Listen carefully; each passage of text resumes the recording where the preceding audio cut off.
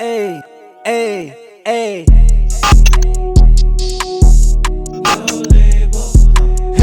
okay. Out to the paper, the grass is always greener. I don't do no labels, I call it how I see it.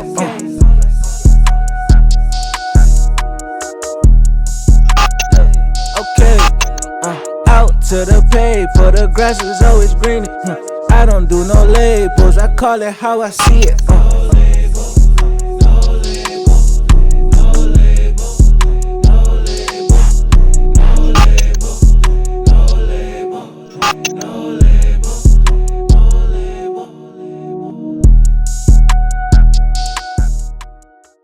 Yo, what's up, everybody? Welcome back to another episode of No Label, the podcast. Here, I'm my boy Nell. Yo. Special shout outs to everybody that's been subscribing on YouTube as normal, liking on Instagram, sharing, commenting, Facebook, Instagram, TikTok, all that. Appreciate y'all as usual. Go over and head over to nolabelthepod.com. Absolutely, where you can sign up for the newsletter. All updates, all the new interviews, all the content, live stuff that we do keeps you up to date with everything No Label. And also leave a review. Like if you have any feedback or anything that could make us better to help better serve y'all, please, we're open to that. And there's a spot on the website where you can submit through the contacts or support anything. Let us know. We appreciate your feedback. Yeah. So today we're with another media outlet in the upstate region, and we first time we seen what was going on, we saw this people in the field just barring up. Yeah, man. And I was like, oh yeah. It was like it started reminding me of like how restoring that feeling because hip hop was. We know Cyphers is kind of almost like fading out in a sense, but it was dope to see somebody like highlighting that, and their mission was to really like bridge that gap. Amen. And so right now we're sitting with the man behind Bridge Upstate, Zak G. Thank you for having me, man. I'm just excited to be here, and especially with this platform. You know what I mean? Even the name, No Label, it's like, we don't care who you are. This is about the authenticity, the music, the people, bringing people together, doing authentic stuff. That's what we live and breathe at the Bridge. So I feel like it was just natural. Dope. Like that, we collaborate on an event, on a pod, like whatever, bro. You know what I mean? Yeah. So appreciate you guys. No doubt. as well, It's only right. Right. So we always like to start with our guests, like kind of just like where you from? Where you born? So I'm born, raised Syracuse, New York, man. I drove 2.5 hours to get here. It was beautiful, by the way. I got a flood warning on my phone. I thought I was going to hit something, but we were good. Completely Good. blue skies. But born and raised out there, I'm actually like 20 minutes outside of the city. I'm like a countryside type dude. Grew up out there, Middle Eastern descent, pretty white school. I'm like one of 4 ethnic kids, First grade, I was in 2001 when September 11th happens, and there's like a lot of, just ways that people look at you differently because you're Middle Eastern. They're like, That's crazy. so you deal with a lot of like certain things growing up of slick comments, and me being the class clown, just kind of letting it roll off my back. Like, yeah, whatever. Like, call me the terrorist. Well, I don't care. But I was always about unity. I think my whole thing growing up was like bringing people together. I can sit at any lunch table, and I realized that was my power early on. And a way I found my voice was through hip hop. I felt like an outcast, but I also felt like a unifier. So I listened to Outkast. That's what I love to say. So yeah, man, it just I found my identity through it. I found who I was through just barring up in my basement with my boy back in the day, and then it sprouted into this idea of like, let's create a movement that can like unify all of these cities and things that are coming up. And yeah, man, that's what we're doing. Yeah, because a lot of times people from the city will always like, they say there's New York City and then there's everything else is upstate. Yeah. which is of course infuriating. They come to Buffalo and think it's fucking cows. Which like so isn't true when you think of Griselda, when you think of 38 Special, Chez Noir, you think of Stove God Cooks, you think of Score, you think of Tusi, you think of there's so many ties that these people that are industry to upstate New York. It's almost laughable. Dochi's now working with West Side. Yeah. Yeah, You can't talk about it anymore, man. Upstate's here, man. absolutely. And Western New York and Central New York. I know the distinction is very important for y'all. So Nah, it's dope because it's like New York is such a bigger place than what's been like focalized and gets the media attention, and it's super important that we have people like us, people like you, who can know like this is what's really happening over here. This is how we do it, and y'all gonna appreciate it. And shit, Westside Gun, Conway, Benny are the perfect example of like, nah, we rocking this over here. Yeah. By the way, it seemed like y'all lost y'all way a little bit. We restoring that. that was it, man. You know, when I was finding my way as an artist, I'm doing all these shows up here. I actually lived down in Jersey City for a little bit when I was finding my way. I worked at a restaurant in Hoboken to make ends meet, and I was trying to do things on the side. I saw this guy putting on ciphers out there. His name's Steve Wells. He's the videographer of Russ. Okay. And he put on these ciphers where he's like, everybody pop out, everybody do this, whatever. And I saw that. I actually had a meeting with him, got his blessing, and that's what started the Upstate Cypher up here. Dope. You know what I mean? So it was How like, old were you at that time? that was 3 years ago now. Is it 3 years ago? Okay. Yeah, it was pretty recent. When I was doing the ciphers there, I want to say it was around just out of COVID, because COVID brought me back home. It's funny because I saw what he was doing early on before this, like he really popped off with what he was doing in the city. Mm-hmm. Moved back home because of COVID, got hip surgery. That's why I came home. And then I was like, all right, I'm not down in the city. I'm seeing a bunch of stuff. I still made trips. I was like, I see these things. Why not take the 4-hour bus down to the city, do these ciphers, like network and see, you know, and I think I took a lot of influence from that. And then just with my networking mind, like, all right, who do I know? If I want to make this bigger than just Syracuse, and I'm connected in Syracuse and like know all my people out there, how do I get into another city? DJ Jet. DJ Jet is from Syracuse. Shout out to Jet. And I said to him, I'm like, what is the thing that's happening in your local hip hop scene? He sent me Sneak Vibing. And then I get on a meeting with Chandra, and it was natural. Like, me and her just like hit it off from day one. And we had the same kind of mission and vision to just like connect dope shit, like create the next wave. Like, how do we do that? How do we make this, you know, amazing? Because like we already got people that have like made it from here. It's like, how do we take that same idea of like 38 Special from Rochester, Stove God from Syracuse, and Griselda from Buffalo? Like, they're all working together. And so that's like 3 cities together just up there. Like, I feel like we should be doing that in our own communities, you know, Pretty Bully, Negus, Captivated to See, Zak G. Like, I feel like there's a lot of names up there. Jadence. I could go on and on of these just amazing artists.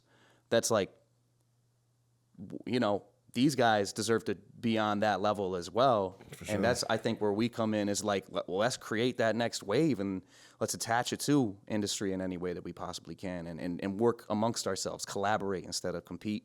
Yeah, and I think that's important. That's important with us because New York City has that. They have that spotlight. They have that machine that's already been there. Mm-hmm. It allows them to propel into these other markets and things like that. On the west side of New York, we had to create those things from the ground. Like, our radio station is owned by Town Square, and they're just national. We're small market or whatever. Yeah, they're playing like. A big issue was like they didn't play local artists. Yeah, and it was just like, well, why would they if their headquarters is in Charlotte? Their program director is in Chicago. You know what I'm saying? Like, it's how can they be on the ground to feel what's happening here and see what's going on? But like, shit, we were at AKG last night for was that Art of Hip Hop? Art of Hip Hop. Shout out to Idris, Tony Boy, Esco, and they were like documenting that era, like post, like a little bit after the blog era.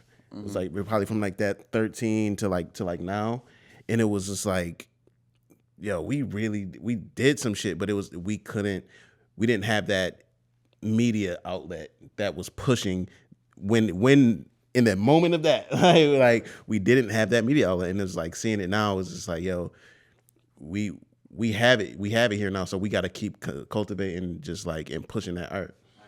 We're living in a renaissance right now because authenticity is back in style.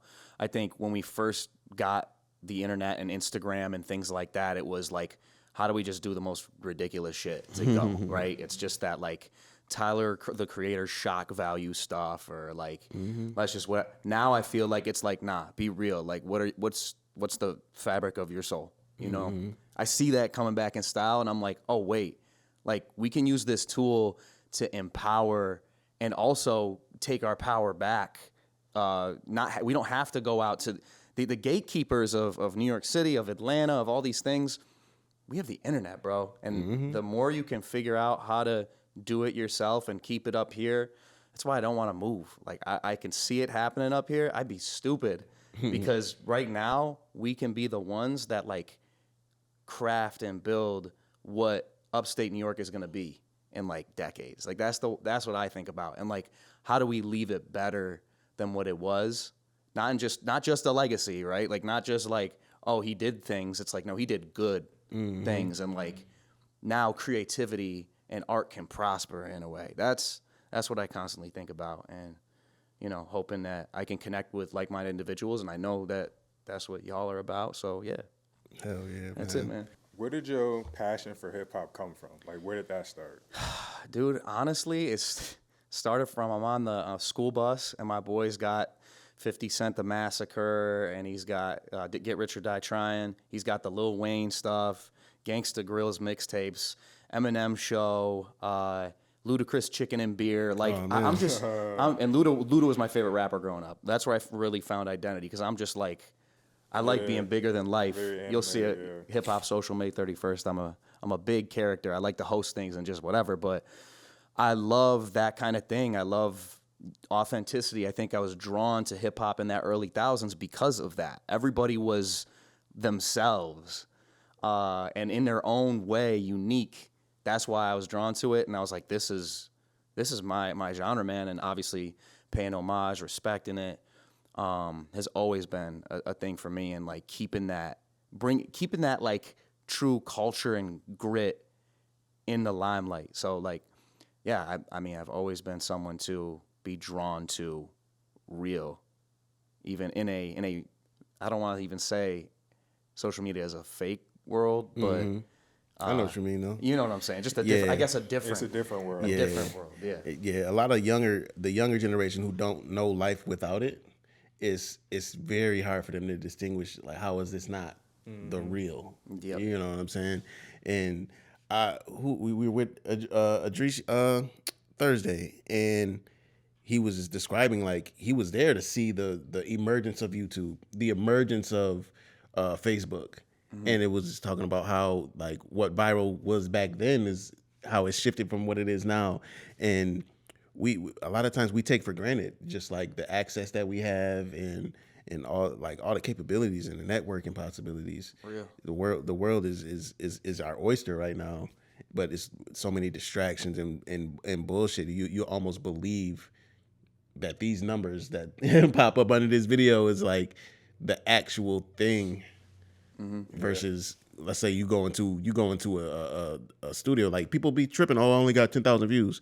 No, if you go into a venue and you see 10,000 people, it's very different. It's jaded our perspective. It's very different. And a lot of times the numbers aren't even real. No. You know what I mean? Someone's got like 200,000 views and they got one 7 comments. Yeah, it's like, okay, like, and some people can't decipher that. We can, because we're in the world, but like other, you know, for someone that's like lightly on the internet, they're gonna be like, oh my gosh, this is lit. And yeah, man, I think, but the more that content and this internet world ages, the more people, I think, get hip and smart to it, right? Like, the more we understand, like, okay, like, you can't buy your 100,000 views anymore. We know to look at the comments and see how many it is. So it's getting better, I think, in the sense of like people get it. Yeah, I'm hoping it's like, because I always think about hip hop has always been like a young person's thing, but we notice that changing now because with the emergence of like our best artists they're showing that you can be older and make great art. But it's like the younger kids, I'm always concerned. I'm in the schools, and it's just like, can you decipher what's bullshit and what's not? You know what I'm saying? So what do y'all think of Russ? You seen Russ saying that Spotify should get rid of the numbers being public to the public. Do y'all think that'll change anything? As far as the artist Spotify streaming numbers and listeners being taken away from the public to where that's something that they can't see. Because that jades your perspective to a degree too. It does. You even knowing it. It definitely does because it On how seriously you're gonna take this artist. yeah, it diverts the hype beast and stuff like that. But it's like, I think if you hit a certain level, there should be like some type of indicator of like maybe like a badge or something badge. that like, okay, But then people will be able to buy the badges. that's but that's a business thing that is kind of, I think it's flawed structurally. You shouldn't be able to pay for the streams or pay for a badge for some type of that's that bullshit pay to play shit. And that's one of the things that poisoned the game right now. Like, I remember when Shit, it was something that poisoned America. Period. for real. It was. I remember it was a thing where it was like payola was frowned upon at a point, and then like shit. Now we almost damn near responsible for this shit. Shout out to DJ Wire. You know what I'm saying? Yo, we was talking about payola. We was talking about the payola concept, and he was just like, he said, honestly, he said, if you give me $100, I'll play your fucking song at the party. Yeah. And then I was not expecting that response, and like we laughed. And then he had it on his laptop, the case. He was like, give me $100, I'll play your song. Yeah. But ever since I seen that, every DJ was damn near like, yeah, like, give me some bread. Like, I think it's just how you pay, right? Like, what is the number authentic or is it fake, right? Are you on a playlist that is just like botted from Indonesia, or are you on like you paid to get on this playlist that has some real authentic listeners that like. Because, not all numbers are bad. Like, not all payola. Like, again, if I'm paying a DJ that I fit in the aesthetic of this world that he's building and my song gets played on that platform and I get a lot of streams from it, I think it's worth the investment. Like even ads. Like, I think ads are worth the investment, and the ads might be a conversion campaign on Instagram to push people to streaming platforms. I don't think that that's wrong, especially if it's real, if it's you have the right algorithmic push to push you to real people, business wise, it makes sense. You know what I'm saying? Yeah. But as like somebody who like I value like the artistic element of hip hop, I don't want to hear that shit. Like, it's like playlists almost replaced the DJ in a sense. Not anymore. That's changing, by the way. Shit. I'm gonna say this. Shout out to my brother, Mike O'Leary. He was my DJ. He's another artist in the city that inspired me early on. He switched to DJing. He's been doing it ever since like kind of COVID times. Mm-hmm. And he started up this thing on YouTube called Sunday Cleaning. His biggest one, I think he has like 3.3 million views right now. Nice. He collaborated with Mr. C in his niche of these like YouTube long form, like hour-long sets. Yeah, I know Mr. C. I fuck with her. So you've seen it, right? Yeah. Out of Australia. Huge. He came to Syracuse, and they did a whole set together. Like, dope. This and you're getting on no label some industry secrets. The labels are looking now towards these YouTube DJ sets to pay these DJs to play their songs, to play these, hey, we got this artist up and coming, they're whatever, like, play their song on your stuff, we'll pay you X amount. Like, this is starting to happen. Like, if labels are wising up and seeing the DJs are coming back, and they're coming back on long-form YouTube DJ sets. Thank God. I'm telling you, they are the new they're going to be the new gatekeepers next 2 years. Not right now, it's still building, but if labels are getting on it right now. No, I've discovered a couple of new artists off of them shits. Yeah. Like a couple artists from Oakland. Yeah, kind of like in the Bay Area. You see what I'm saying? Yeah. But it opens you to it. You're not on a playlist looking at finding new artists. You're on these DJ sets on YouTube. Like, that to me, and maybe some people aren't, but like it's already starting to happen, man. That's the new They don't thing. strike the DJs for playing the music? I think you just can't monetize it. That makes sense. I get so that. you can't like put the ads on it, but like there's a certain way, like you write in the description, like I don't own this music. There's some kind of way it works because all DJs are performing all these different songs. And, yeah, that was one thing I didn't like about YouTube with the demonetization and the copyright strikes and stuff like they'll try to take your shit down. Mm-hmm. But I'm happy to hear that. You know what I'm saying? I'm definitely happy to hear that because we need we need those humans that are gatekeepers of the art. Like, you genuinely care about this. We can't just allow you. Oh, yeah, I made a song yesterday. I got $10,000. The song's terrible, but it's just like, I need to be able to have a human say, nah, bro, go back and try again. Like, Go back and try again. yeah, because it's like, if you could just pay in to get a algorithmic placement and all that stuff, depending bro. on the bag, they still can just pay for the DJ to play it. Yeah, Then it's up to that DJ's discretion, because if a DJ's doing that, they lose credibility. yeah. Okay, take that back. It depends on the DJ and depends on the name. Yeah. If they have a big enough name, they're not going to get discredited. People are just going to fuck with it off the fact that they played it. I guess Influence. it depends, though. Yeah, influence. But you're right, influence. That's the game of half the shit we play, man. Hell yeah. How do you feel about like the attention economy in terms of like with the social media and like as a media outlet, we're pushing certain things, and a lot of these things now how it's been for a long time is how much attention can you get, regardless of is this good, regardless is it bad, it's how much attention can I get. That's the value system. Do you ever like feel a way like, okay, maybe I should maybe do this antic in order to get more views or more traction in order to just create that spotlight? So I think it's just depends on how you do it. You know what I mean? I think it's like a give and a take. So you do want some kind of attention grabber, I think, especially in short form content. For sure. Because, I mean, I think a podcast, your attention grabber is like, oh, they said that, right off the top. You guys get that. I see it all the time, how you guys do it. I think for an artist, though, we get so used to, like, seeing an artist just, like, perform their song. And, like, I'm starting to notice even my own habits of, like, oh, I see this LA Leakers video of this dude freestyling. I'll sometimes just scroll over. I'm like, why did I do that? Like, I care about this. Nah, yeah, I get what you're saying. But then I'll stop on a video where a dude's shoelace is stuck on some car and the car's driving away. And I'm like, oh my God. And then, you know, it's just that shit. So I think adding those little elements to, like, the beginning of a video, it's just tastefully doing it. It's like doing it in a way where it's not, you know what I mean? Like Ludacris, it would Get Back coming out with the big arms. Like, that was an antic. I just think it's how you do the antic. How do you make it an artistic expression? So that's why I say a give and a take, because sometimes people are just, you know, doing you can tell they're just copying every single thing that other people are doing. Can you be creative, make it yours? Okay, this guy did this, and there's like a car driving, whatever. Now, like, I don't know, I'm thinking plane, but like that might be hard to invest in. But you know what I mean? Like, you got to just figure out, okay, take this idea and then make it mine. And I think that goes with anything, whether it's an event, whether it's a podcast, whether it's whatever. It's like, you don't want to be the other person's thing. You'll always be chasing them. You'll never be your own shit. Absolutely. You don't have to reinvent the wheel. Just find a way to make it your own. Yeah, tweak it.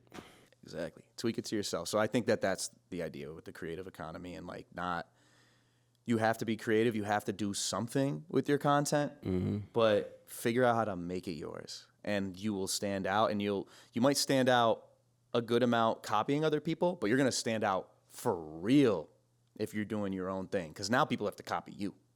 That's how I see it. Absolutely. Yeah. And I was like, being in the music entertainment industry, I guess. I'm always watching like newer artists and how they break, because in the age of the digital age, it's like with the attention seeking and all that stuff, it's very hard to make that next level. So ones I've seen recently was like Boss Man D-Lo, how his thing went viral, and then I'm looking at Big X the Plug, and I listened to Big X the Plug's album, and that joint was not the most recent one, but the one with the X on his eye, and it was 15 songs, 30 minutes. 31 minutes. I was like, I'm on the road. How does that happen? Yo, I'm on That's the 2 minutes a road. song. Yeah. I'm on the road to Charlotte, like, and I'm like, oh, I'm about to listen to all Big X Plug stuff he been buzzing right now. Bro, I didn't even get fucking 20 miles, bro. And I'm like, yo, wait, what? So it didn't make you want to spin it back, though? Because I think that's the idea of having a shorter album length. No, it was good. Like, I ain't gonna lie. It felt like I was listening to Instagram. So I think the idea with that is, I think there's a happy medium, right? It doesn't have to be a 2-minute song, but it can be a 3-minute song rather than a 5-minute, you know? So I think I'm in agreement with you. Sometimes they're too short. Who did a lot? Thieir Whack. I don't know if you ever seen Whack World. Like she was doing Every a lot song of that. is a minute. It was like literally a minute. Yeah. And that's cool, but I think I don't know, to have that happy medium, to not niche your demo just to like because there's so many people out there. I think having like a 3-minute song or 3:30 is like a sweet spot, at least for me. Like when I'm making music, I like to like, you know, have a little verse, a little outro, a little whatever. I make them all very like concise though. The outro's 4 bars, the intro's 4 bars, you know what I mean? But I don't want to not just cut it off. Like I want to add different elements and things of that nature. But when you have them short and sweet, to be able to have all those different kind of movements in your music to make it interesting, but still keeping it short, that's the happy medium for me, honestly. No, word. I miss a good full length project where it was just like different elements, different like storytelling, and I always been a fan of. Were you getting that from every artist though? I don't think you were ever getting that from every artist. No, but my favorites, yeah. So I think your favorites do. From what I know of you, Don Toliver, he does that. Kendrick does that. So yeah. Absol does that. So your favorite artists, and what you listen to, they still do that. It's just, I think it's just so many artists and there's so much music that it makes you notice that less people are doing it because there actually is less people doing it. Yeah. But it's just the number margin of artists that we have. Yeah, and with the field being as like diluted as it is, it makes it more difficult to find the storytelling. How long is our attention span in order to listen to a story that's maybe 3.5 minutes long? Versus I could give you some clicks, some quick choppy stuff, maybe 30-minute clip, like let's say like What the Helly. Yeah. What the hell, Barry? Like, but that's a great way. That's a great way to hook them in. He hooked him, and I'm like, yo, this is like one of the biggest songs right now, and it's just like, but this the song, for me personally, like the song is okay, but that so you're that expecting hook, a story from that song? No, but I'm just saying that the amount of attention, like how long it takes somebody to keep their attention. You know what I'm saying? That part of that song is what, maybe 10 seconds?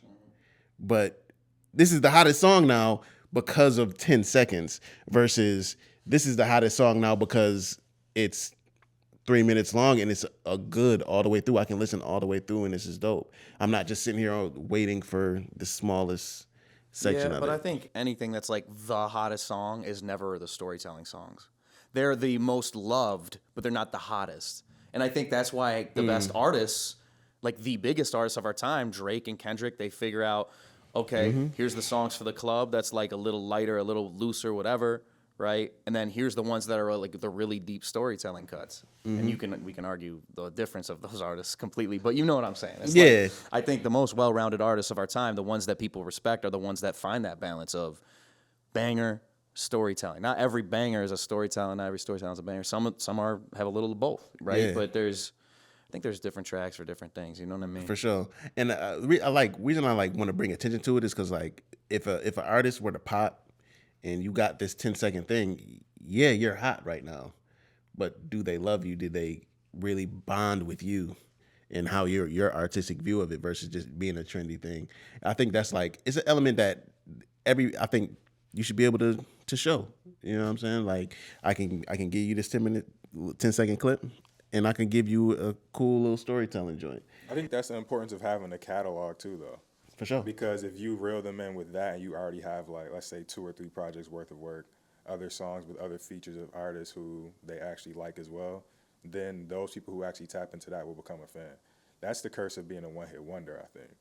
Because if you don't have that catalog and you just have that one song and they caught on it from, like you're saying, that 10-second clip or that 10-second part of the song, then they're not going to follow your journey and be with you. Because they literally just fell in love with that. Fell in love But with if the you have the moment. catalog, then some people will just only like you for that song, but you'll get a whole lot hella more fans because you actually have a catalog for them to dive into, like the real music lovers. Big facts. And that's the fan base you want in general to begin with. Yeah, and then I think that it ties back into that differentiation between popping on the internet and, let's say, like in real life, higher ticket sales if we think in music industry. So yeah, man, like as artists, it's dope to have that social clout, but man, help it translate, make it translate. Well, I was gonna say this. I feel like Tyler the Creator. I think of Earthquake. Like when you think about it, it's a banger. It's not really a storyteller. It's kind of just like, Dolly. You're just going. I think that is a story, you know what though. I mean? You're just singing Charlie Wilson, and then you're. I think that is a story. I think that is a story. It's like, yo, I know it's a part, but it's a part of a bigger story that he's telling on his album. That in itself is just kind of like this. You make my earthquake. You make my heart break. Like it's as a standalone song. It's not. It's a story in the bigger context. That's what Tyler's really good at, right? It's not like this one song has this really long J. Cole-ish. Not shout out J. Cole. There's nothing wrong with that. I'm just saying like this is the difference between banger song that can be a story in the greater context, but like it's still like banger-esque. It's more about the hook and just like singing that and going crazy and then hearing you're not for below, you know, no. You know what I mean? The Playboy part. So it's just like. But I agree. It's a part of a more overarching. But hell yeah. I like diving into those type of things because it's like shit. Andre 3000, hey yeah, that's a banger. That's that's a pop. Like if you listen to it, he's telling the story. He's really telling the story. If you really check what he's putting down, and it's like that duality or like that dichotomy is what will really like cement you here versus being here for a moment. That was my favorite song growing up. Like I had an era of like, "Hey, I" is my song. That's dope. That music video and him coming out the bathroom like spraying it, like having the wig on. Like I just love that shit. Yeah, like even seeing Tyler carry that on, that's what I love. Is like the Andres, the Tylers, the Ludas, the ones that they're just kind of like eccentric. Like they're so themselves. They're a little bit weird, but they're also like real. I did mention thieir Whack, right? It's a little weird, it's a little real, it's a little imaginative, but it's like has that grit to it at the same time. I feel like that's it's like it's like alternative hip hop, but it's like still hip hop. Yeah, and it's like I look at it like they created their own world. Yeah. Yep. You created your own world, and this is how I express myself in it. That's what Tyler does with every album. Yeah. He creates a whole new character, a whole new world with each project. Yeah. I mean, my biggest influence growing up was Childish Gambino. Because the internet changed my life. I mean, it's weird going back to that project because I feel like it doesn't hit like it quite used to. Yeah, I know. But in that era, it was so big for me, and I'm like, oh man, like the way he's singing about a girl, and then how he goes into the real shit, and then how like he just felt like a full on. He can be a little funny here. He can write a whole, storyboard. What's the word? He wrote a whole script, screenplay. Thank you to his art, and that inspired me of just like be creative in every realm. Don't limit yourself to just this thing. Like just be creative, and it was cool how he world builded. I think he was like the artist to like really world build like on the deepest like realm of things. I think Tyler takes a lot from that, and I think. He just took it to a deeper creative level that I just really appreciated, and I don't know, man. Like that's what Zak G is about, Yeah. Word. Yeah, and I think that's what makes hip hop so expansive, so universal, is because I'm showing you you can be yourself and create these new worlds. You know what I'm saying? And it's not limited to just like the black experience. It's not just limited to struggle, boom bap, cocaine raps. You know what I'm saying? Real. And I that's one thing I love about the culture and just hip hop in itself. So you're along with Bridge Upstate, you rap yourself. Yeah. So what kind of what kind of music would you say you make, and like who you speaking to? Yeah, I think it's like it's versatile. It's authentic. It's me, I sing, I rap. I think it started a lot more imaginative, right? And I have different types of tracks. Like Done Up is about, I think it's a conglomeration of my dream girl that I've taken from different people. And I'm like telling her, I'll be ready when you're done up, right? But it's like, how do I put this? I'm like telling this girl, I'll be ready when you're done up, right? And she's just kind of like this overarching, how do I put this? This overarching like ideal of like what a woman would work, like what woman would work in my life. I probably am explaining this so bad right now. Your ideal woman. But then it's like not just a woman. It's also like the industry. It's also like the, I'll be ready when you're done up. Like I'm ready for myself for the next phase of things. It's just like everything becomes like deeper for me than just like this like story of what this song is about. And that's like, I'm like saying, put on your makeup, put on your heel. I've been waiting for you. What's the deal? Playing the field. I am a whole new man with a plan to be shooting to kill. Like, it's just me rapping about this story. It's like very rapping about this story. Like, get ready, put your stuff on. I'm ready to go outside. Like, it's, but there's just deeper implications, I think, in everything I do. And like working towards being the best version of myself and getting to where I see myself, right? And I think music has grown me as an individual. It's made me just molded me into the man that I am now, and the man I'm gonna be in 2-3 years is gonna be a lot different than that, and that's okay. So like embracing change. And I think over the years my music has went from those like generalized stories to like deeper, realer songs like Lines, and my new single right now with Anthony Cannon, Louder. It's all about getting older. It's all about hitting this new phase of life of like, damn, like I'm seeing people get older around me. I'm seeing me get into this phase of whatever, haven't popped off the way I want to yet, but also knowing that there's a reason for that, and knowing I feel good, but I feel good in my skin. Like I feel really good in what we're doing for the movement, and like creating my own world, my own way, in a place that, an ecosystem that other artists, and I can put on other people, so I just like think about the things that I'm doing, and I'm like, man, I'm very happy right now. So that's a lot of my music has turned into that realer type art rather than, so it's like that imaginary mixed with the real. And I think, again, going back to like that Mac or Tyler or whoever, like kind of has that alternative look to it. I think that's my music. That was a long answer. I apologize. No. When did you first start making music though? I started, middle school. It's been over a decade. Let's just put it that way. I've been making music for a long time. It's been out of my studio. I mix and master everything in-house. I record other artists in Syracuse. Choice few, because I only want to work with certain people that like understand what I bring. I can be a little tough to work with in the sense of like I will make someone like do a line over like 20 times if I'm like, no, you got to say it like this though, because I'll hear it a certain way. Like people need to, I like help develop artists. I feel like it's kind of like let me help you get to a certain level of like sound and stuff. But yeah, man, I mean, I've been doing everything for over a decade, mixing, mastering, doing it all myself. I used to record out in Syracuse, but then I was like, nah, like, I don't got the money for that. Let me figure it out. That's how it normally happens. Necessity is the mother of invention. So I figured, okay, no, we kind of live in a day and age where we have these DAWs, we have Logic, we have MacBook laptops and all these plugins and things to make things sound icy. Like, what am I doing? You know what I mean? And now I can make this a revenue stream. Absolutely. So I can keep going. I would not, if I didn't make that move early on, I wouldn't be here right now.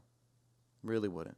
And also, like, with my process, it's like I take a long time. I like to take a long time, right? I'll go in, I'll record, I'll engineer it, I'll take a step back, I'll go back in, I'll make adjustments.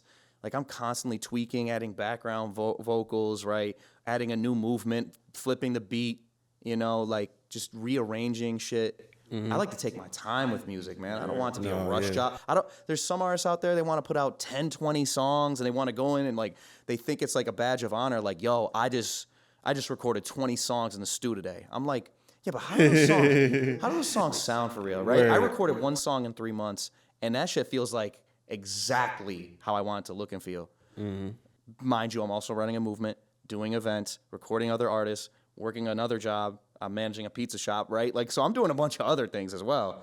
So it's like, yeah, I just don't have the time to be able to make music like I want to. I want to get to a point of that where, like, okay, music's my full-time income. I have a certain team that I can rely on where now I have more time freed up to do the art and curate these events and do it bigger and better than ever and keep the movement going forward to Upstate and keep pouring back into our area, you know. So that's just the ultimate goal. I'm one of those few that I feel like, and I've been told a lot of times, you got to pick, Zach. Like, you got to pick. You're either the artist or you're the movement curator. I said, no, I'm both, and I'm going to be both. Like, Kanye was a producer and an artist. There's a lot of people that have done it. Yeah, it's going to be harder. Building both these worlds simultaneously, it's going to go slower in ways, right? But I believe in both. I believe in both things and working symbiotically. And it's the legacy I want to leave. I don't want to just be known as Zak G. I want to be known as the Bridge Upstate and the person that, like, had a legacy on our area that we have inhabited our entire lives. I don't know.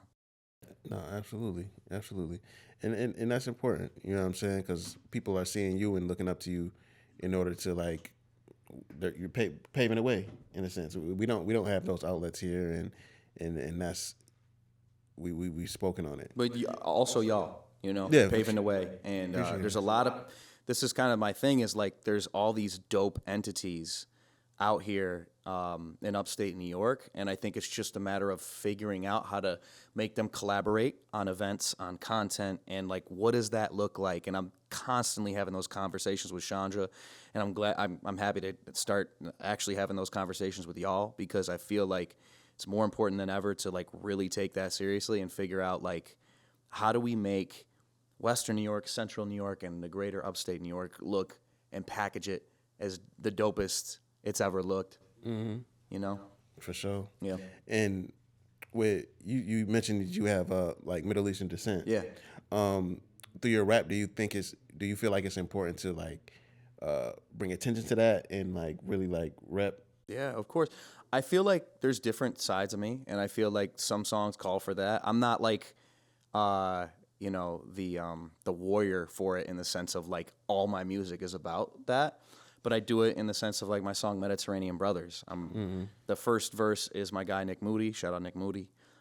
He's from New York City. He's an Italian. So he's talking about his Italian side of the Mediterranean. And then I come in, I talk about my Lebanese Palestinian descent. And, you know, I don't mince words about who I am or what I believe in. I have a song, Pray, that's, like, you know, praying, you know, for Palestine and stuff like that. So I wear those things on my sleeve. But also, I also want to make it about my heritage, but also make it about who I am. Because I'm third generation. You know, I have a lot, I've been Americanized in a way. You know, my family, on both sides of the family, came here as my great-grandparents in the early 1900s on Ellis Island. And so, like, I know I want to respect the culture that I'm from, but also respect the fact that, like, how can I speak for the world at the same time? So, and for myself, like I said, it's just that balance. You know what I mean? For sure. If that, yeah. Yeah. Because my art is personal to me, but also I want to carry on the importance of who I am as well. Yeah, and I look at artists like Anise. You familiar with Anise? Yeah. I grew up with Anise. Really? I did a show with him in Syracuse. Yeah, shout out Anise. Shout out to Anise. That's my brother, man. Man, shout out to Kev. Yeah, I mean, Kevin they on tour Spears. right now. Kevin Spears. So yeah. Yeah. And you know, I met Kev when they were on tour and they came to Cuse. I actually was talking to him on social media before that. But Kev's so legendary. Yeah, bro. Kev's I mean, the musical talent that comes out of that guy. Insane. I had the pleasure of seeing it from, like, him fresh out of high school. Like, he's like, yeah, I think I'm gonna do this music thing. And I'm Kev, like, if you want to guest appear on the HipHop Social May 31st, man. yeah, I think they on the tour right I now. know, He's out, he's ripping and running. I know. Come back. Hell yeah.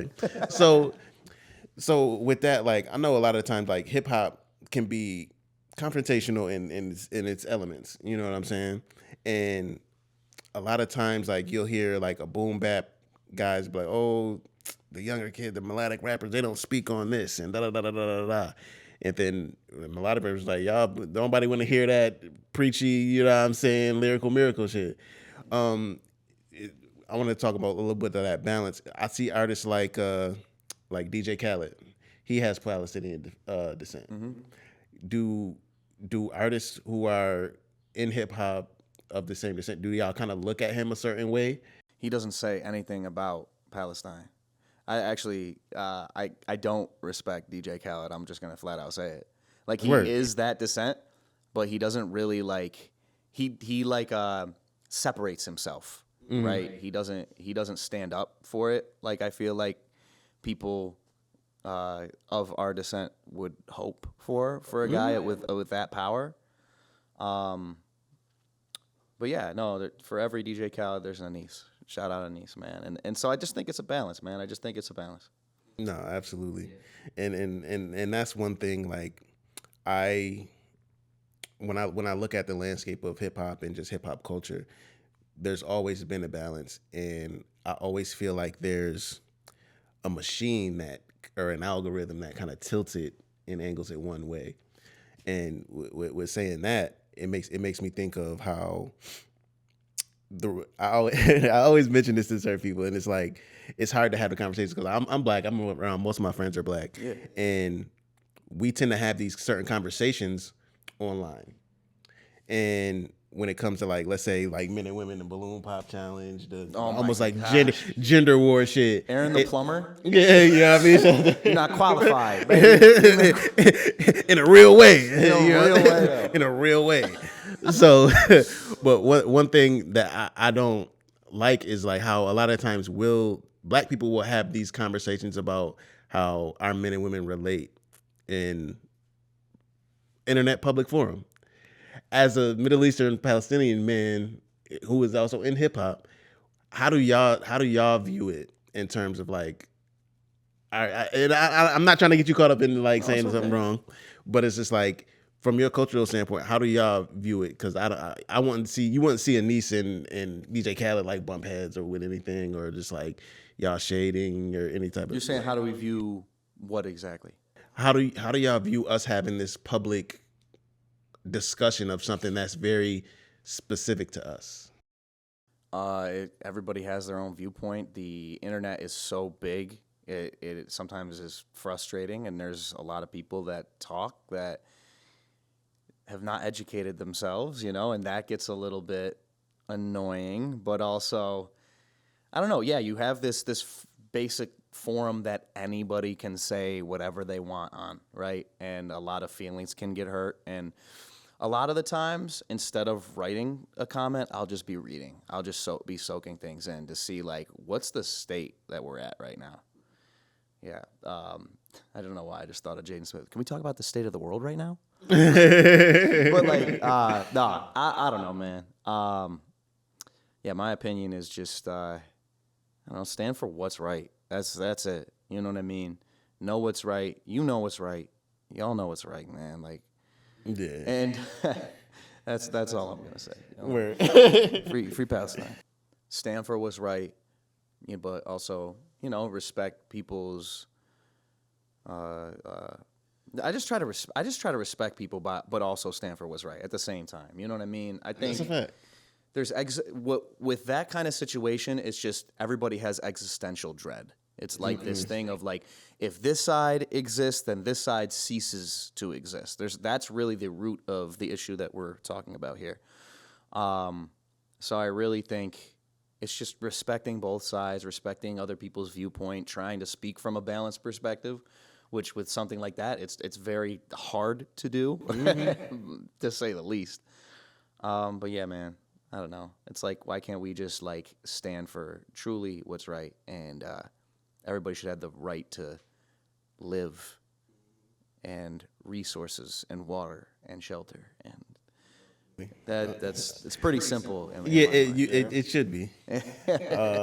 You just gave me my idea for the third eye segment. But I do got. So, do you have any sort of a media background? Like, did you go to school for? I did. I know you mentioned something before. Yeah, I went to school for broadcasting. I wanted to be a sportscaster. actually. Same, actually. Yeah? No way. I want to be a sports commentator. There you go. So I did. Donnie A. Smith. Yeah, I changed my major after like first semester though. Okay, got you. I had a journalism teacher. He's a dickhead. Yeah.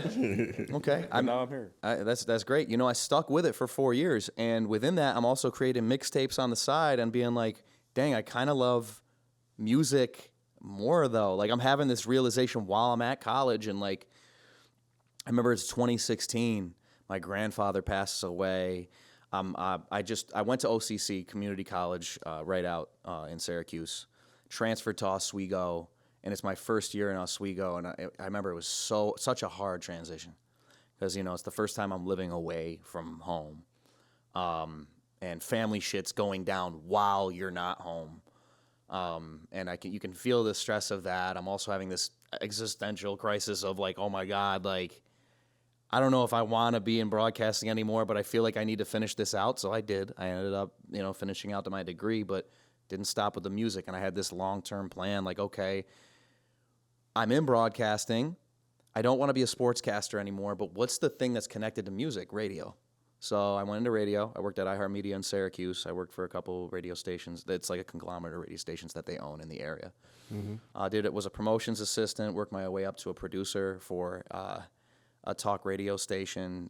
Was not really how I aligned politically. It was just a job. And then I realized, okay, I got what I needed here. I'm out. Now I'm just going to like figure it out on myself. And that's when I moved to Jersey City. And then I was there for a couple years. Then COVID had brought me back home, and the Bridge Upstate was born. You know, it was COVID, baby. What all comes along with Bridge Upstate? Like you have the Cyphers, you have just like other spotlight. HipHop Social. So we have the HipHop Social May 31st. But the Cyphers, these are all these different events that everything that we do is just a way to bring together people that would have not been together without us, right? It's like HipHop Social, for example, you'll see on the poster, it has all these artists from Buffalo, and then it says welcoming into the town, and then there's some artists. So we got artists from Rochester and Syracuse coming in, and Albany coming in for the HipHop Social as well. And that's what it is. It's to socialize our art form, our genre, with, we're in this destination, but we have these other people from other cities that are a part of our ecosystem, our independent music, and finding ways to like make them break bread, and hopefully they collaborate, you know, farther than that. And that's whatever we do. So if it's a HipHop Social, if it's an upstate cipher, that's the same idea. It's like, that's why it's called an upstate cipher. You know, it's not the Western New York, the Central New York, the Buffalo, the Rochester. It's upstate. And I know there's a whole argument, and like the comments would go probably crazy of like, oh, upstate is this and upstate's that. Everybody argues about it. Upstate's the greater region, whatever. You know what I mean? Like, comment below. What's upstate? What is upstate? What is upstate? You know what I mean? They're like, no, well, actually, Western New York is separate from that. It's not. Sorry. I don't know if you guys disagree, but that's the thing. People from Central New York, we're not upstate. We're Central New York. Yo, everybody can't be there. Then there's no such thing as upstate. Upstate's just the part above the city now. All right, so what are we talking about? Let's stop it all. How about we use upstate as a term to unify us rather than just argue semantics? So that's been our movement. It's been like upstate, empowering and putting eyes on Western New York, Central New York. We do want to get the capital region going in. Albany's been our toughest cookie because it's all the way over here, right? But that's really our goal. Bars, Buffalo, Albany, Rochester, Syracuse. Bars. Bringing that community together. By the way, shout out my guy for bringing up the bars. That was not my idea. He gave me that acronym, and then I started using that. No, that's tough. Yeah. I like that. But that's it, man. You know, bars. That's our movement. The Bridge Upstate is to bridge the cities. That's the first implementation. And then from there, how do we bridge that to industry, and how do we bridge that to consumer through branding, through content, and then hopefully through money and sponsorship to book bigger artists for things. And we want them to be upstate leaning though. Like again, when I look at 38, when I look at Stove, when I look at Griselda, when I look at Shade Noir, there's so many people that are attached to industry. I'm sure if we had something dope of an event, of content, they'd be like, of course I want to do that, because that's like bettering our communities in ways. Just me performing a verse at this, that's my ultimate goal. I know they're going to probably have a certain fee. All right, so how do I get sponsorship for that? I'm just giving y'all like exactly the roadmap. I don't care. Like, take it if you want, man, but we're implementing it, and we're figuring out how does that the next 2-3 years making this place amazing. And we've also influenced events off of us. You know, we're starting to see these bigger collaborations of events, whether it's in Rochester. I've seen one in Utica. I've seen one in Rochester. Shout out the Upstate Mixer. Shout out Kai Onyx. He's been doing this thing called the Cloud Lounge Experience. And then you got to argue, you know, J-Dance, Audi 3K, like them doing their events out here. There's a lot of really cool and ways that they're now, because of what we've been doing, bringing artists from other cities. And that's where we come in. That's our purpose. We're going to find other really cool artists in these other towns that you would have never known about. And we're going to create this ecosystem. And when we do a cypher, hopefully that's the big thing, that like everybody comes out and shows what they got. But that's the Bridge Upstate, man. Bridging the cities to then bridge that to industry and consumers and resources, you know. Where you had an interesting like sponsor at your I want to say it was was it Hip Hop Social we went to in Syracuse. In Syracuse, yeah. And you had it was like a streaming platform. Yeah, Aria. That's my Aria. boy Omar, man. So Aria is my guy Omar was from Syracuse, New York. He's hence moved down to Miami, and he's found funding for this app, and he's built a whole team under him to create this streaming platform that ultimately favors the artist and find ways for it to be, you know, kind of like a Patreon, in the sense of like people, you can put music behind a paywall for like the real fans. Subscribe to me and you get all these unreleased. You get all these things that the normal person wouldn't get streaming wise. It's a very smart way for artists to commodify their music rather than just like this getting a cent per stream. And I think it's important to also have your distributors and Spotify and Apple Music and all that. But I think Aria also plays a role in this new landscape of like being able to monetize your art. So I reached out to them because I'm like, look, I love the platform. I'm wondering if we can cook on some way of like making these events possible. And he really helped us springboard those events, man. So forever thankful. Not a sponsor right now, but you know, we're still talking about where's the next collaboration. I'm driving and I'm thinking as I'm on my caffeine, like I actually sent him a voice message. I'm like, yo, so maybe we should do this. And I'm like, something's always cooking, bro. Right. Has getting sponsorships been the hardest part of like the journey for the bridge? It's I would say one of the hardest parts, you know.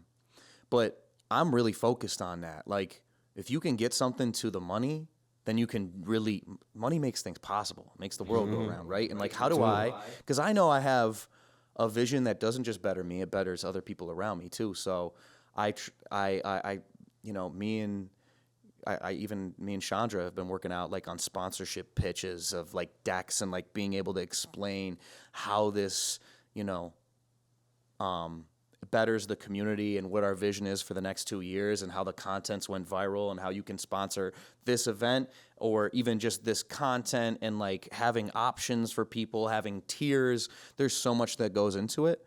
Yes, it's tough because there's a lot of detail, and you also need to figure out. We had 21 slides for our sponsorship pitch. We had to whittle it down to 8 because you don't want to over-explain things either. Mm-hmm. Tough. But it's also like if things are going to be long-term and actually withstand the test of time, you just got to figure out how to get to the money. So that's what we've been trying to do. And then it's like, well, if we can get to this money, now we can pour back into our communities. Now we can do this bigger than ever and shine a light on this new wave that we're trying to build. But yeah, it is a game. It is a game, and I'm constantly having conversations with people that I'm like, hey man, who can we talk to next? Who's the next person? And like, okay, that didn't work out. Well, let's get to the next person because I know we got some really good ideas here. You know, when you're doing something, you got to believe it's $1 million idea, or no one will, right? And I know for a fact, like, if we can pour back into this world that we're building with, you know, our case study is Griselda. Our case study is 38 Special, like Stowe. Like these guys are not popping from there. They're popping from here and coming back here. And like you're seeing all these creative things happening. Buffalo Fashion Runway and Fashion Week. Like that's not hip hop or music specifically, but it still is like hip hop culture in a lot of ways, right? So there's just like this creative community that's bubbling in our areas that might even be doper than New York City in some ways. For sure. No, and shout out the city. I'm not here to like. I'm here to collaborate. Like I wanna have a hip hop social down in the city. You They know what I what's mean? up. They know what's up, man. They Like, know what's up. I'm showing love, man. You know, y'all are out in the city doing bit like we. It's the mecca of hip hop. You know what I mean? Trying to bridge that gap between upstate and New York City as well. Exactly. So that's really our movement, man. It's just like, give us a fair shot too. You know, we're not looking to like trounce New York City, but how can we add value to New York City with also you guys paying respects to what we've done? They go to Buff State. A lot of them don't go back. Real. Bro, I was just telling my man, I was like, you want to be from Buffalo because you moved up here for school and never went back to They Harlem. don't go back. You want to be from Buffalo. You know, and shout out Chandra, man, because she's really taught me what Buffalo has to offer. Like she's like, look at this and look at that, and even just watching her story, like just all the conversations we have, but then watching her Instagram story of just like all these things that are happening up here, and then you know we got our Go Globals, our Code Oranges, and I'm like, dude, these dope things are happening here. These dope things are happening here. You know, I'm sure opening these people to another market makes sense for them, right? Like what are we? I don't know. Even altogether, all of our cities is not the population of New York City. So it's like, it just makes sense to come together. You know what I mean? So Absolutely. that's it, man. That's it. The unifying, man. The unifying. Voltron. So we have a top 5 segment. Okay. What are your top 5? What are your top 5 favorite media platforms that not necessarily you've gained influence from, just like over the years that you paying respects to? I like the Joe Budden podcast. My God. I think I like how he can kind of like shake it up, but also keep it real. You know, Breakfast Club was like the first thing that I ever watched, like old school Breakfast Club. Yeah. You know, I love the way that Envy, Charlemagne, and Angela Yee. Angela Yee? Angela McGee. Yeah.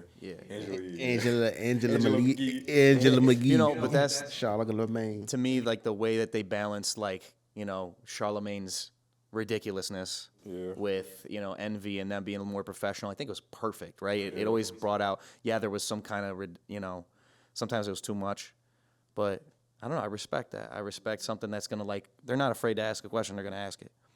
I'm trying to think of other things like the Breakfast Club, Joe Budden, a Dissect podcast. I don't know if that Dissect, counts. yeah. That's valid. a little different, but it's like, Even YouTube channels, that's you know what I mean? It's platforms like to me. dissecting an album and giving 45-minute analysis on just one song throughout the whole album. I think is so dope to break down the lyrics, the thought process, the bigger world built around it. And then media platforms. So can that also be the New York City Cyphers, the One Train Cyphers? I mean, like I said, I gotta give. I know you said the things that not just things that you take influence from, but I do in the sense of like, I love the fact that this is raw and real. It's hip hop, it's ciphers, and that's kind of one of our roots. And I'm trying to think what else, but No Label Podcast, Sneak Vibin', Code Orange, and Bridge Upstate, man. The up and coming platforms of upstate New York. I mean, those. I'm talking about the stuff that I really found dope moving forward, and then the things that we're building. To me, they're just real. Like I've seen them, I know them, I've seen them with my own. I'm here right now. Like this is dope, man. This is dope. Yeah. Oh yeah. No? I always say like Andrew Callahan's Channel 5, All Gas No Breaks. All them boys, like I love his journalistic element and what he brings to the content space. Joe Budden podcast, of course. Joe Budden TV. Joe Budden TV, JBN. And it's kind of like all time. Genius was one of my favorites For sure. for a very long time. Just like being able to dissect and bar for bar, like giving the interpretations of lyrics and all that. It was a spot. It's called Threaducation. They're on YouTube and they just like go into fashion. And it's like I'm not like the biggest fashion guy, but like the history of certain fashion houses and how this became a trend and how this got popping. You have to send me that. I've never heard of that. That's fun. Their education is super dope. They don't put out as consistently as I'd like, but their content is super good. And media platform. I just thought of more too. I'm thinking you got the obvious like New York City ones, but I want to throw Sway's universe. Love that. And Sway and everything, because like when I look at him, I see like hip hop royalty, somebody who's seen everybody, and he's somebody that I look up to for sure. I love that. That was a great. Yeah, I knew you were gonna say Sway. Joe Budden, obvious. Anybody who knows us, knows me, knows the podcast. Joe Budden is an inspiration. Lyrical Lemonade. Cole Bennett and Lyrical Lemonade, because it's not just music videos anymore. He like creates commercials. He has the freestyles on there. He has people doing interviews. They kind of do like album breakdowns and all that. So just what he's created for Lyrical Lemonade in general, to the brand partnerships and everything, just from shooting music videos to famous decks, that's honorable, commendable. I've said it before, Kids Take Over. I like that platform a lot. HipHop DX. HipHop DX is valid. HipHop DX for sure. Just I ain't gonna lie, they lost a lot with Justin Hunt. He was the back. The company man. Yeah. He was company the man. back Shout out to home. the company man. He was so good. But when he had his breakdowns, like, I think I was like in tune with it like 2017, 2018. Like, that was my spot for anything when it came to hip hop. I subscribe. I agree with you though. Yeah. His YouTube channel is popping right now. Yeah. Like the company man joint, is super dope. I think I got one more. I'm trying to say something I didn't say last time. All time. Yeah, I would have to say, I'm gonna say Complex.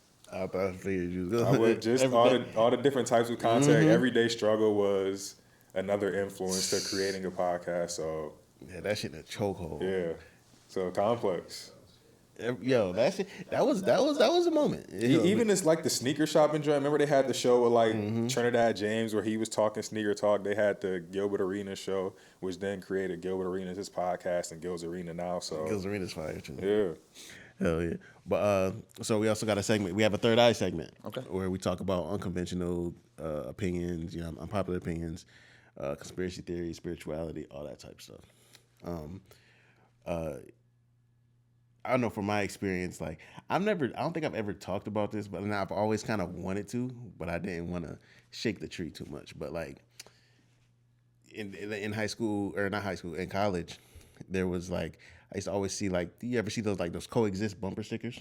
Yeah. Oh yeah. Oh, I've seen them. Oh, those. Classic. Yeah. So I'm just like, I remember seeing them, and then I met some people who dude had this flag in his apartment, and long story short, I used to always ask him, like, yo, like, which one, like, do you identify with? And, like, why you have this, da, da, da.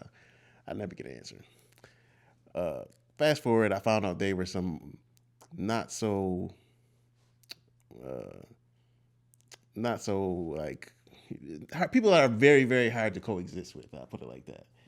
So I'm just like, how could they? I was like, this is a farce. I'm like, this is crazy. Like, y'all talking about all this acceptance and coexisting, and it's just like, but there's some people who like, you just can't. I don't think that's possible. And you being of like Palestinian descent, Lebanese descent, do you see there ever being a possibility of Israeli and like Palestinian like coexistence in that space? Well, for that to be possible, I feel like there'd have to, be no killing.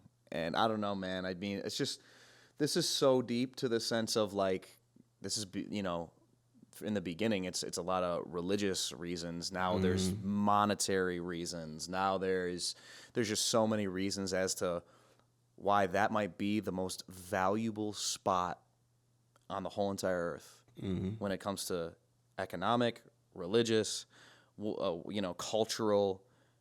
That's arguably where Jesus was born. You know what I mean? So I think of all that stuff, and I think of how power corrupts.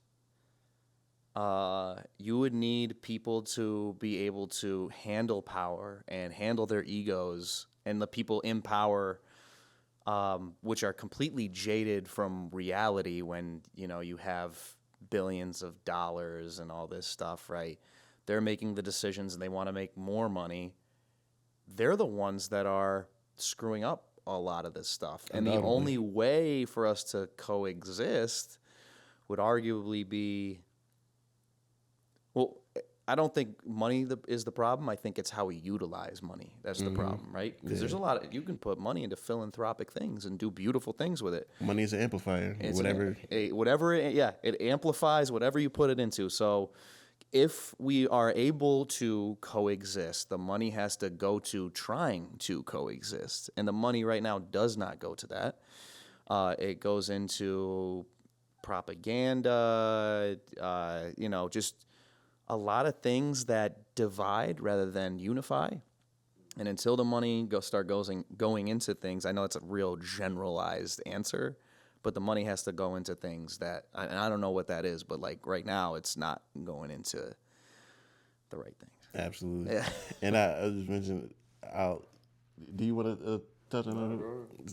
I'll say, if I see anybody with the coexist sticker, like whatever, I'm automatically looking at you crazy, and I'm automatically like, I'm never gonna trust you.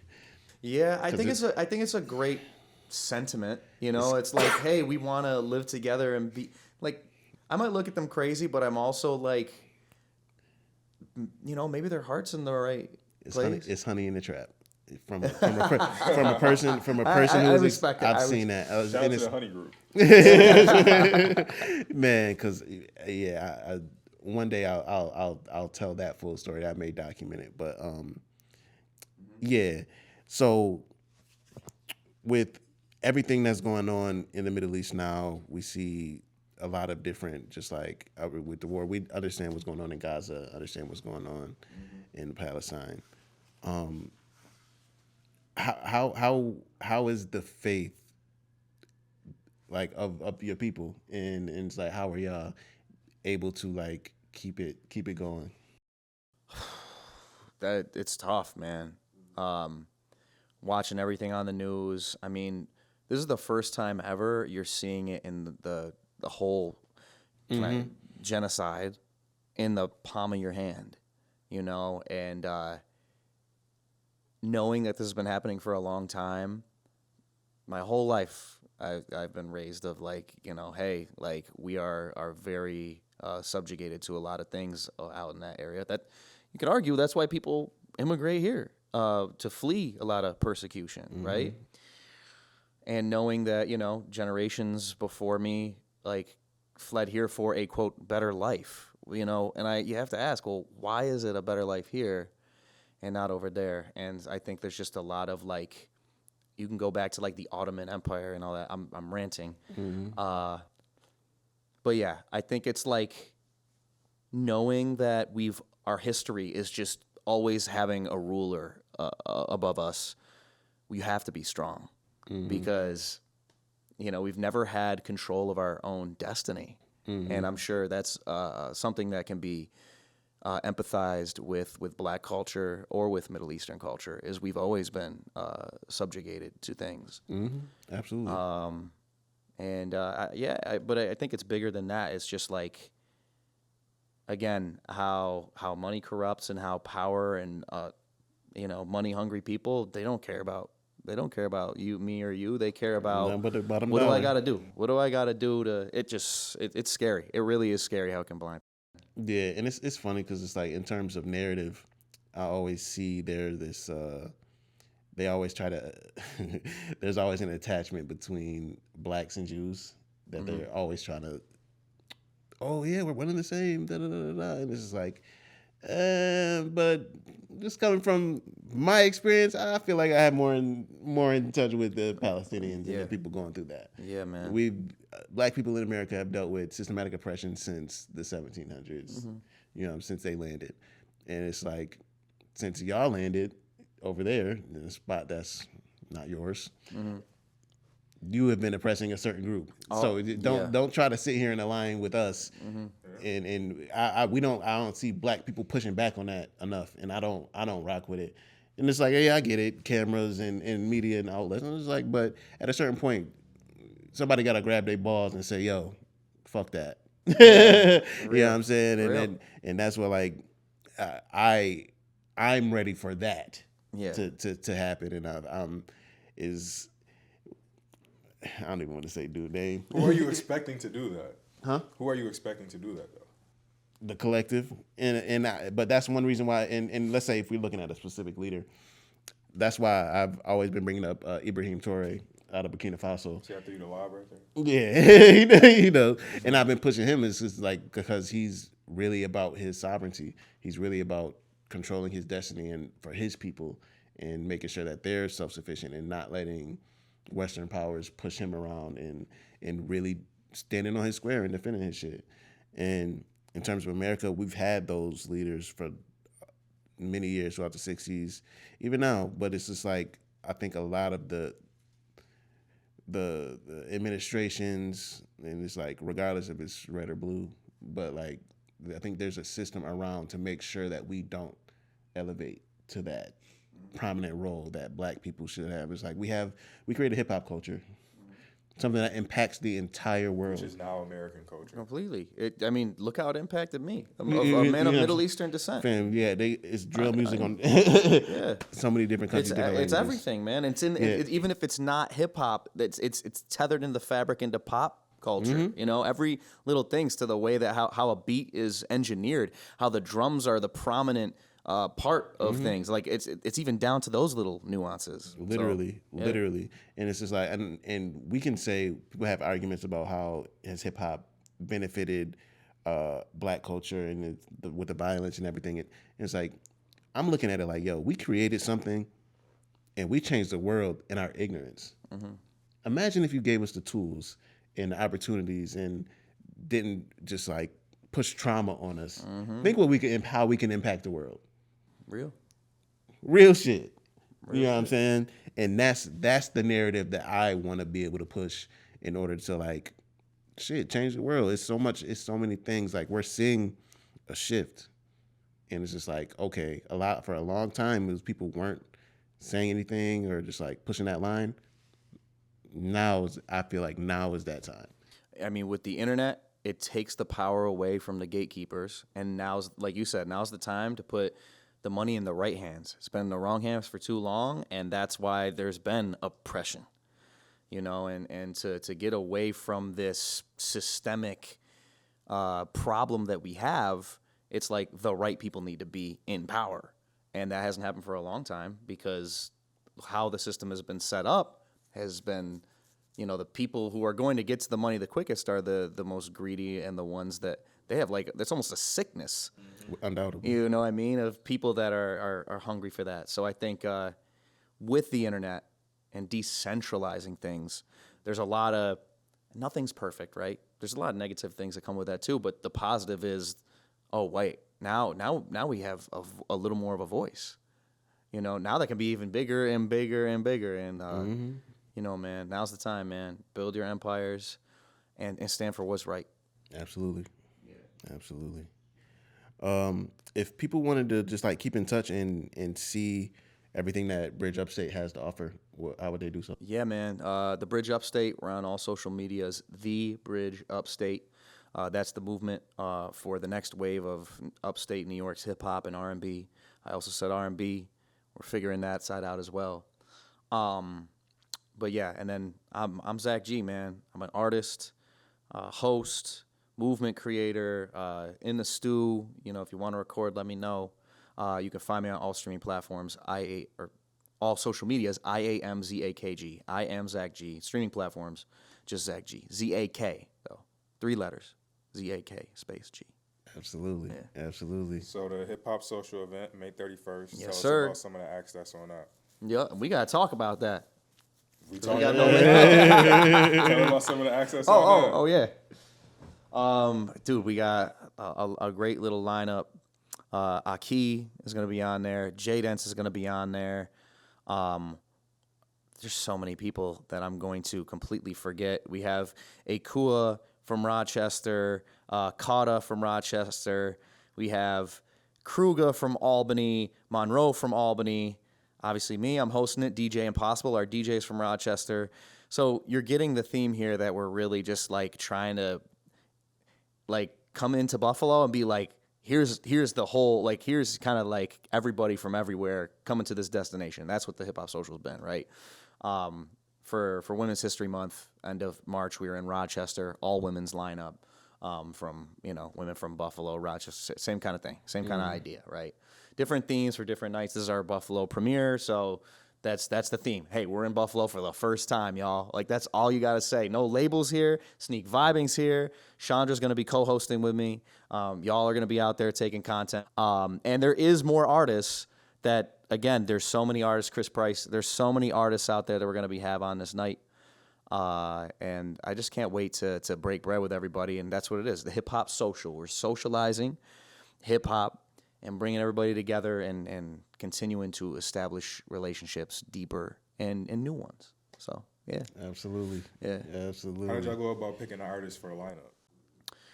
A little bit of our network mixed with people that we see out here doing shows already, music that sounds good, people that care about the scene. I mean, there's so many things that factor into us having a lineup. We get a lot of people that want to be on these shows. We have a list of like over 90 to 100 artists. We're somewhere around there, and ever growing of artists we want to collaborate and work with.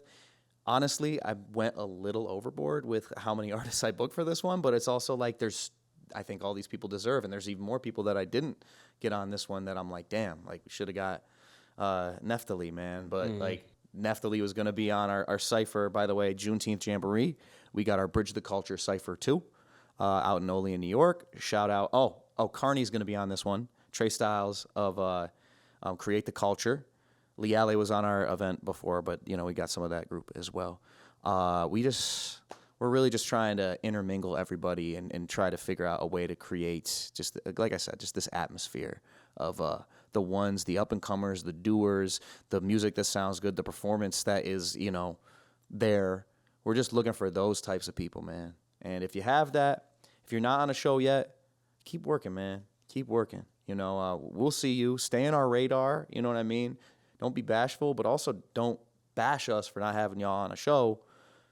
There's a lot of y'all, man. We're trying. We're just trying to, you know what I mean? But keep working, man. If you keep working, like, we're gonna see you and we're gonna get you on a show or on something, content, whatever, man. So Exactly. that's my thought process. Yeah. And probably the same thing here, man. Oh, It's like, without a doubt. I think I deserve It's to be on not- no label. Y'all will work. Get to work then. Show why you should be. We deal with the same thing. Do you also deal with people only supporting you because they want to actually like be broadcasted on your platform? Of course, and you can feel it and sense it and smell it, and that's like, yeah, but you just like don't really care though, and you want the easy way out. Yeah, you're not, like, we know the people that are actually out here working every single day on their craft. Like, those are the people that we want to champion, because, I'm working hard for my dreams. Why am I not? You are the company you keep. Right? If I'm putting on those types of people, it's going to start rubbing off on me. I don't want that energy. You know what I'm saying? For sure. I want a Nelson and Dante no label energy. I want a Chandra Sneak Vibing energy. And that's why working with you guys on this event is so exciting, because I'm just like, I'm working with like-minded individuals. That's it. That's all I can ask for, man. Build a tribe, you know what I'm But saying? we deal with it, man. We deal with a lot. Yeah. But we also deal with a lot of good people too. And shout out y'all. Yeah, always gotta shout out the good people. That's we, it. we always seem to harp on the negative. We You're always right. and there's so many good people too, bro. It's like for every bad person, there's a good person. Mm-hmm. It's just a 50-50 world we live in, man. Flip a coin. Like, who's gonna show up through the door today? You know? Hell yeah. Yeah, we just got to make sure we get that energy to those who benefit us too, man. Amen. Energy flows where attention goes. Hey, that's it. Absolutely. Well, we appreciate you pulling up to Thank the No you. Label studio. course, Man, man. it's been a pleasure. We look forward to working with you. Yeah, for sure. And knocking out this hip hop social and hope many more to come. Can I say one more thing? Go ahead. The fashion industry is crazy up here. Insane. And I know that's a whole different rabbit hole, but shout out Iman and Buffalo Fashion Week. Oh my gosh, why am I forgetting his Yeah, name? shout out Iman, Chad, Rodney, Kane, Yeah. Khalil, Buffalo. Khalil. Fashion Week. Khalil Carr. I mean, dude, there's just like some really dope minds. Like, I feel like I take a lot of creative inspiration from the fashion industry more than I do our music industry sometimes, because I'm like, the way that they craft an event is so intriguing. And I'm trying to take little isms of it. And I'm like, how do I influence like people to take their brand seriously, you know, and like look good, have the fit looking good, so they're not just showing up in some sweats, you know what I mean, on some like Eminem hoodie. Like I'm like, no, like come here fresh. Give me some spaghetti. When I think about our brand, right, I want us to be like the ASAP Rocky. Like I want us to be like again Kendrick. I think he dresses like he's got some good fashion. There's a It's reason. grow for sure. Yeah, He got that stylist. He got It's him right. grow. Yeah. You Get my see- boy right. Yeah. You got a stylist on the budget. yeah, for sure. But he's figured it out, and like again, ASAP. I just think of those guys that like have the style, have the bars, can perform, look good, everything around it, the whole landscape. And I think bringing a fashion element to the music world that we're doing, I'm constantly thinking about that. So, Khalil, Iman, all your teams on both ends, let us know how we can help with your events. And let us know if you want to, like, you know, style some artists, create content in that way. Like, how can we freshen up the music industry out here, man? That's it. I had to speak. We appreciate you, bro. Yeah, man. Hip Hop Social, May 31st. Yes, Milkies, sir. Elmwood, 8 to 12. 8 to 12. Get there. Get there on time. Yes, sir, man. No label to pod. We out. Peace. Oh, Milkies. Did we say Milky? Yeah. I said Oh, okay. Yep. Sorry. Oh, Milkies. I'm going to cut it right there.